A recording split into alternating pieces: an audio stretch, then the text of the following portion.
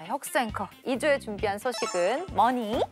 올 한 해 각종 식재료와 배달비 인상, 대출 부담에 자영업자분들 힘들다는 소리 한두 번 들은 게 아니시죠?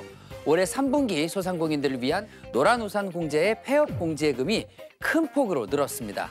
아직 올해가 끝나지 않았는데도 벌써 1조를 훌쩍 넘겼다고 하는데요. 이대로라면 사상 최대 규모가 될 거라는 우려의 목소리가 흘러나오고 있습니다. 소상공인이 살아야 나라가 산다라는 말도 있지 않겠습니까?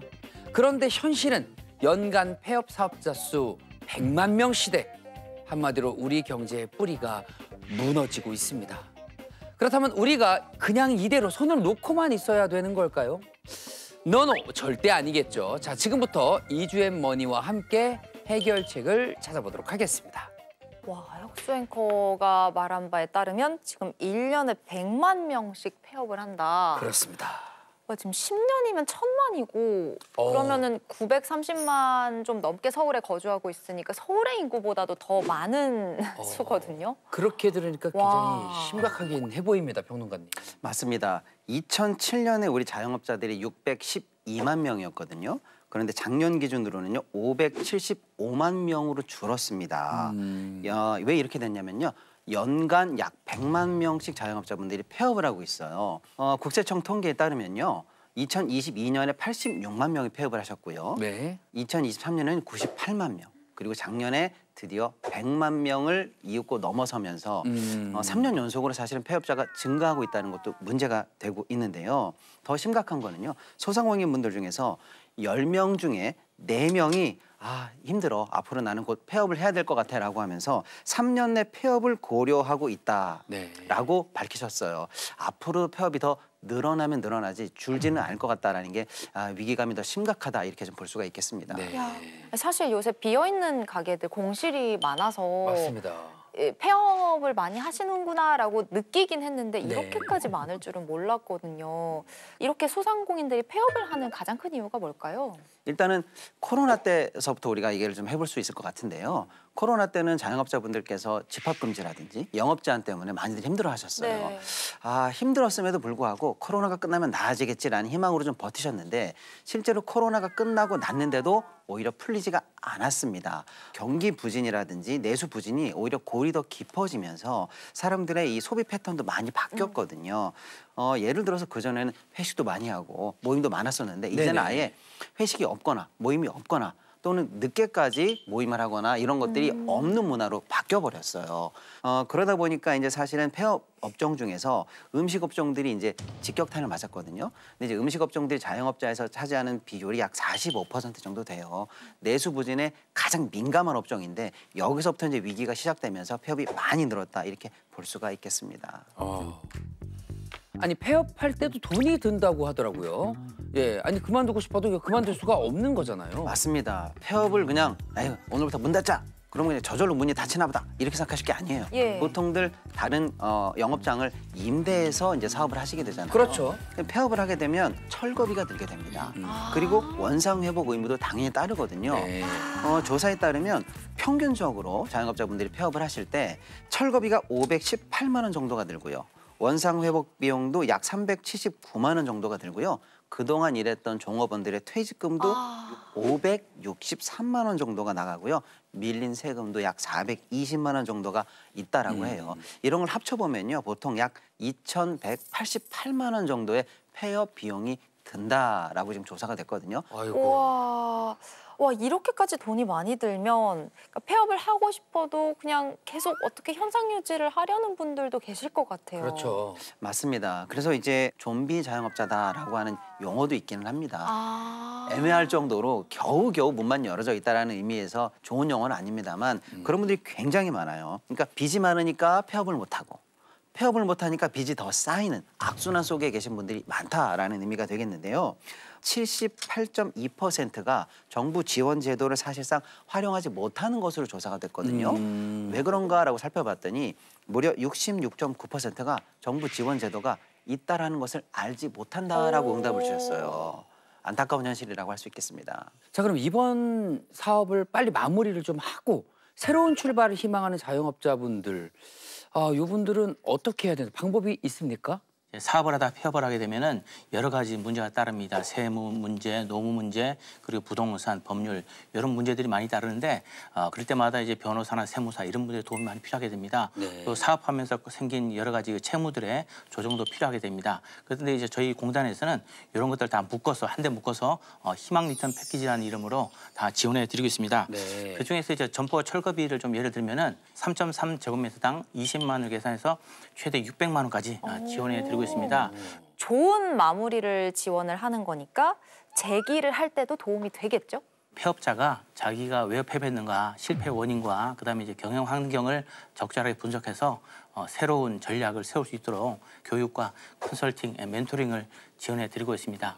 그리고 이제 가장 중요한 것은 이제 뭐니 해도 돈이 되겠죠. 그렇죠. 이제 자금이 재창업 자금이 필요할 텐데 공단에서 필요한 사업 자금의 50%를 2천만 원 한도까지 지원해 드리고 있습니다. 그리고 또 이제 그 모든 분들이 또 이제 재창업을 다 원하는 건 아니거든요. 네. 나는 이제 취업으로 하겠다라는 분들을 위해서는 저희가 이제 또 재취업 교육 과정을 운영하고 있습니다. 그래서 네. 이제 구직 활동을 열심히 하시면은 저희가 그 경과를 봐가지고 이제 전직 장려 수당을 또 지급해 드리고 있습니다. 아, 진짜요? 굉장히 지금 체계적이네요. 내용이 많네요. 예, 예. 네. 사실 이제 폐업을 고민하시는 분들은 마음이 복잡해요. 힘도 많이 들고요. 그래서 이쪽 갔더니 뭐 빚 정리할 때는 이렇게 하세요라고 상담 듣고 저쪽 갔더니 법률적인 건 이쪽으로 상담하세요. 이거를 하나하나 다니기가 굉장히 힘드세요. 그렇죠. 마음에 여유도 없고요. 패키지가 중요합니다. 묶어서 한 번에 서비스가 되기 때문에 폐업을 고민하시는 분들 입장에서는 여기만 놓고 해보셔도 한 번에 원스톱 서비스를 받을 수가 있어서 네. 마음이 굉장히 좋으실 것 같아요. 희망 리턴 패키지. 네. 와, 그 외에 또 공단에서 중점적으로 지원하는 부분이 또 있을까요? 소상공인들이 생애 주기 맞춰서 창업 지원, 성장 지원, 그리고 재기 지원을 하고 있습니다. 이 생애 주기란 것은 이제 사람이 이제 아기로 태어나서 사춘기를 겪은 다음에 어른으로 성장하죠. 소상공인들 지원도 창업 지원, 성장 지원, 재기 지원 이렇게 나눠서 하고 있고요. 조금 전에 말씀드린 그 우리 희망 리턴 패키지는 이 재기 지원 사업의 가장 중요한 한 부분이 되겠습니다. 그리고 또 이제 전국 1,400개 전통시장을 비롯한 3,000개 지역 상권을 지원하고 있습니다. 온 국민이 다 아는 온누리 상품권이 바로 전통시장과 우리 골목 상권의 경영 활성화를 위한 가장 중요한 노력 중 하나가 되겠습니다. 네. 아, 이 온누리 상품권도 소상공인 시장진흥공단에서 발급을 하는 거군요. 정말 많은 분야를 지원해 주시네요. 예. 그리고 또 이제 그 빠뜨릴 수 없는 것이 이제 소상공인 정책 자금이 되겠습니다. 그 저리의 소상공인 정책 자금을 시중은행보다 더 낮은 이자로 더 좋은 조건으로 지원해 드리고 있습니다. 이게 제일 중요하죠. 예. 소상공인 중에서는 아직 그 코로나로 인한 어려움을 극복하지 못한 분들이 좀 계세요. 그 소상공인들의 자금 부담을 덜어드리기 위해서 상환 기간을 기존보다 최대 7년 더 연장하고 네. 금리도 1% 더 낮춰드리는 코로나 피해 소상공인 분할 상환 특례 지원을 하고 있습니다. 코로나 이후에 정책 자금을 대출을 받으셨는데 지금까지는 잘 상환해 오셨지만은 좀 많이 어렵다 하시는 분들은 우리 공단에 방문하셔가지고 상환 기간을 좀 연장하시면 좋을 것 같습니다. 지금 소상공인분들, 자영업자분들이 빚이 많으세요. 그래서 지금 총 대출만 해도 1,068조 원이 돼요. 그리고 이분들이 빚을 못 갚으셔가지고 연체에 빠지신 분이 약 1.88% 되는데 이게 최근 5년간 2배가 늘어난 수치예요. 그러니까 빚 때문에 굉장히 힘들어하시는데요. 혼자만 가슴을 끙끙 앓고 고민하시기보다는 우리 공단에 대해서 너무 거부감 느끼지 마시고요. 너무 멀다 느끼지 마시고요. 놓고 해보시면 좋은 답이 있을 거라고 생각이 됩니다. 네, 본부장님, 아무래도 실제로 이제 느끼시는 바가 클 것 같아요. 요즘 소상공인 분들이 많이 힘들어 하시나요? 이제 그 문의 전화가 이제 많이 늘고 있습니다. 그리고 이제 저희 그 신청 건수를 봐도 이제 작년 1년 동안 그 저희가 이제 이 폐업 지원을 해드린 것이 한 9만 건 정도가 되는데 금년 11월에 벌써 이제 13만 건 가까이 되고 있어요. 그래서 이걸로 보면 이제 아직까지 또 금년이 남아 있잖아요. 네네. 그러니까 그거 따지면은 작년보다 한 절반 이상 많이 늘어났다 그렇게 보여집니다. 근데 저희 신청이 들어온다는 것은 소상공인들이 없다는 뜻도 되고 아니면 이 사업이 또 이제 우리 소상공인들에게 꼭 필요한 사업이다. 그런 두 가지 의미가 다 있겠습니다.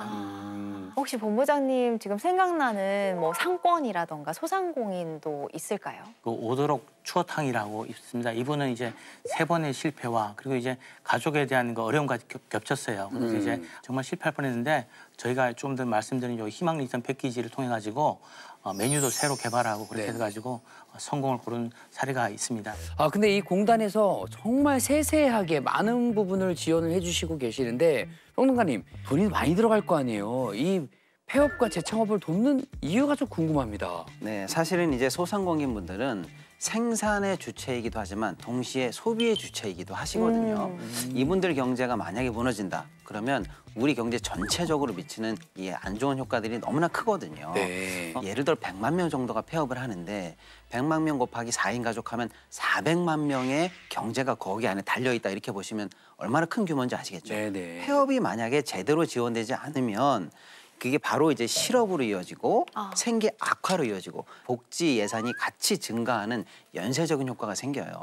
정확하게 양성화해서 살려내는 게 경제 전반에 활력을 주는데 오히려 더 큰 효과가 있다 이렇게 보고 있는 거죠. 그렇군요. 그렇습니다. 그래서 폐업과 창업의 이 선순환 구조가 결국에는 지역 상권도 살리고 내수를 살리는데 도움이 된다 이렇게 평가를 하고 있는 겁니다. 아, 단순히 한 개인을 도와준다는 개념이 아니네요.